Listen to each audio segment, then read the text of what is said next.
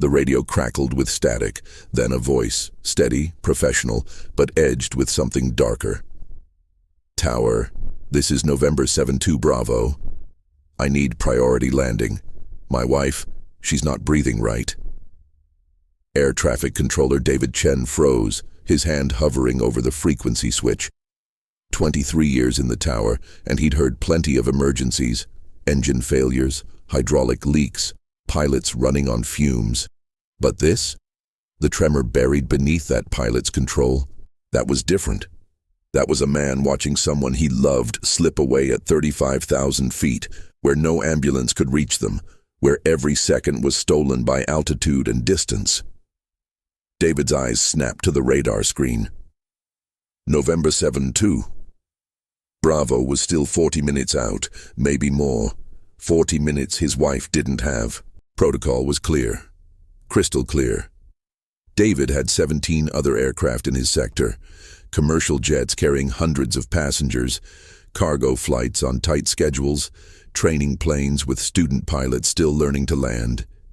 You don't prioritize a small private aircraft over a Boeing 737 with 200 souls aboard. You don't reroute traffic, don't clear airspace, don't gamble with the mathematical precision that keeps the sky from becoming chaos. But David had also spent the last 8 months watching his own father fade in a hospital bed, had held his mother's hand through every update from doctors who always arrived too late with answers that didn't matter anymore. He knew what that pilot's voice meant. He knew what happens when you follow protocol while someone's world ends.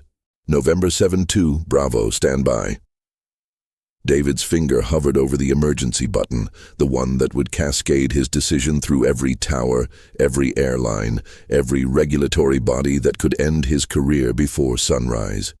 His supervisor was 3 feet away, buried in paperwork.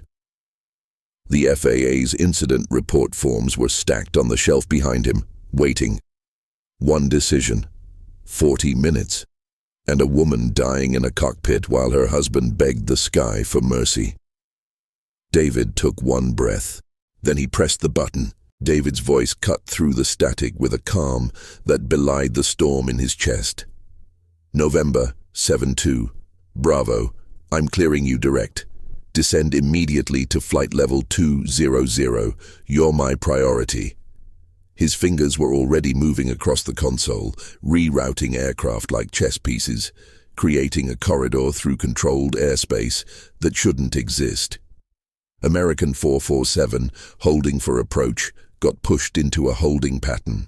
Southwest 1893, 3 minutes from final, received vectors for a wide turn that would add 7 minutes to their arrival. FedEx 209, the cargo hauler that never deviated from schedule, suddenly found itself climbing an extra 1,000 feet. The pilot's response came faster this time, gratitude and desperation braided together. Thank you, Tower. Thank you. God, she's so pale. I think it's her heart. She had surgery last year. They said she was fine, but... His voice fractured. Please, I can't lose her. David didn't let himself think about the phone calls that would come later. The airline complaints, the FAA inquiry, the supervisor's inevitable question. What the hell were you thinking? He thought instead about his father's last words, whispered through an oxygen mask in a room that smelled like antiseptic and regret. I wish we'd had more time. Time. That's what David was buying now, stealing it from schedules and protocols, redistributing it like oxygen to someone who needed it more. Stay with me, 2 Bravo. I've got ambulances rolling to runway 27, medical teams on standby. You just fly the plane. I'll handle everything else. Behind him, David heard his supervisor's chair squeak, footsteps approaching. He didn't turn around. On his screen, November 7-2, Bravo was descending fast, cutting through altitude like a knife through water. 32 minutes out now. Maybe 30 if the pilot pushed it. If this story reminds you that sometimes the most human thing we can do is break the rules for the right reasons, consider subscribing to join our Kindness Pure family. Chen, what are you doing? Supervisor Malcolm Rodriguez stood at David's shoulder now, his eyes scanning the chaos on the radar screen, the scattered aircraft, the widening gaps, the single blip cutting straight through airspace that should have been sequenced like clockwork. Malcolm had run this tower for 12 years. He knew what protocol violations looked like. This wasn't bending rules. This was shattering them. David kept his eyes on the screen, his voice level. Medical emergency, private aircraft, wife in cardiac distress. I'm giving him priority. He didn't mention the 17 planes he'd just rearranged, didn't explain the holding patterns or the extended vectors. Malcolm could see all of it. The question was whether he'd stop it. November 7-2, Bravo. Say altitude. David continued, ignoring the heat of Malcolm's stare. The pilot's response came through ragged. Passing through 3,000. Tower, she's unconscious now. Pulse is weak. I'm at max speed, but... His voice broke again. I don't know if we're going to make it. Malcolm's hand moved toward David's console, then stopped. He'd been in this tower long enough to remember Delta 739, the flight attendant who'd collapsed mid-flight, the pilot who'd radioed ahead for priority landing, the 37 minutes it took to get clearance through proper channels. By the time that plane touched down, the flight attendant was gone. Protocol had been followed perfectly, and it had meant nothing. Malcolm's hand retreated. How much time does he need? He asked quietly. 28 minutes if I keep this corridor open. 45 if we go through standard procedures. David's fingers were already updating the sequence, coordinating with approach control, mapping the straightest line between the pilot's current position and runway 27. Medical teams assembling now. Fire rescues moving into position. If we do this, Malcolm, we do it all the way. The tower fell silent, except for the hum of equipment and the distant crackle of radio traffic.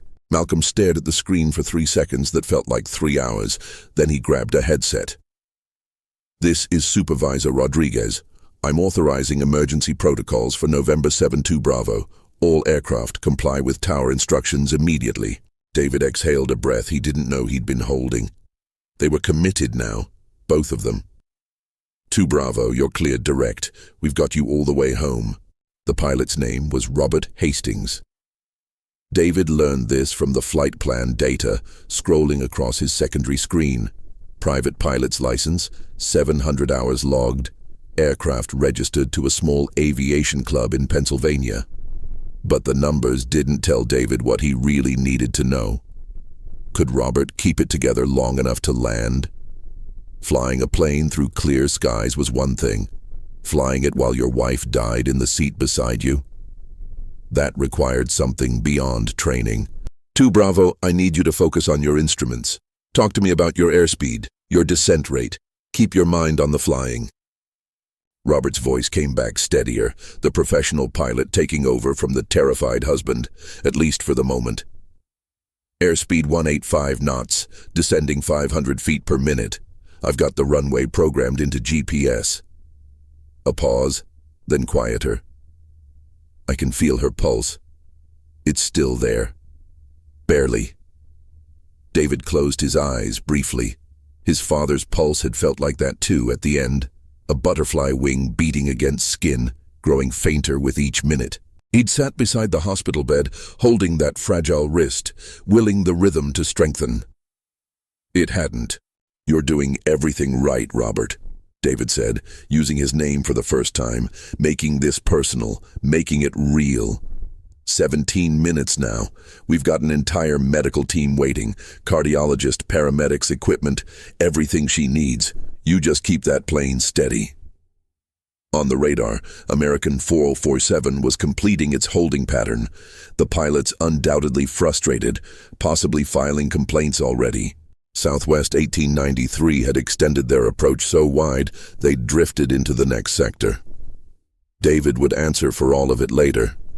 But right now, none of it mattered except that single blip descending toward runway 27. Malcolm was on the phone now, coordinating with the airport medical team, ensuring the ambulance was positioned exactly where it needed to be. He caught David's eye and nodded once, a silent acknowledgement that they'd crossed the line together, that whatever came next, they'd face it together. 2 Bravo, switch to approach frequency now. They'll guide you in for final. You're almost home. The handoff was clean, professional, and as Robert's aircraft disappeared from David's screen and reappeared on approach control's radar, David whispered something he hadn't said since his father's funeral. "Please, just this once, please." The tower had windows that overlooked the entire airfield, glass panels that turned every landing into a spectacle. David stood at one now, binoculars pressed to his eyes, watching runway 27 where red and white lights from emergency vehicles painted the asphalt in urgent colors.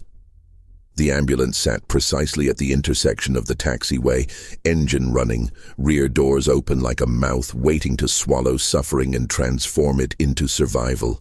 Beside it, the medical team stood in a tight cluster, 3 paramedics, a cardiologist David recognized from the airport's emergency response program, equipment cases stacked and ready.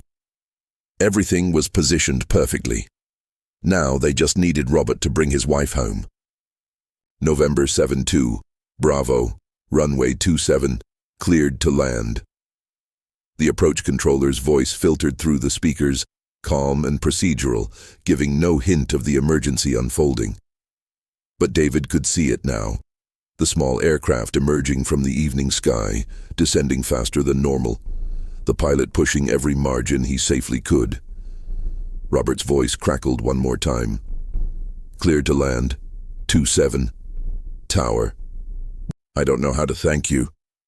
Malcolm appeared beside David at the window, arms crossed, watching the same descent. 22 minutes from your first call to wheels on ground," he said quietly.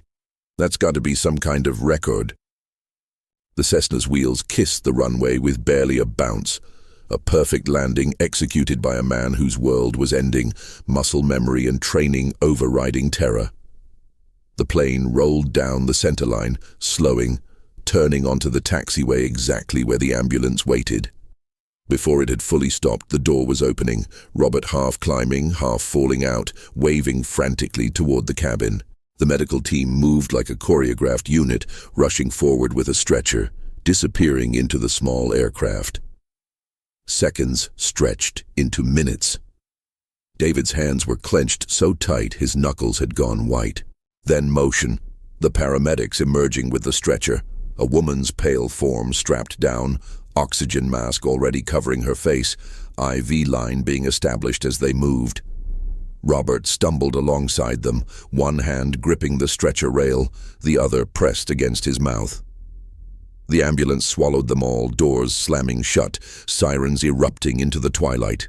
David watched the emergency lights disappear toward the airport's medical gate, carrying a woman whose name he didn't know, but whose life he'd just stolen minutes for. "Now we wait," Malcolm said. The FAA investigation took 6 weeks. David sat through 4 interviews, answered hundreds of questions about his decision to violate traffic sequencing protocols, disrupted 17 flight schedules, and created what the regional supervisor called an unauthorized emergency corridor.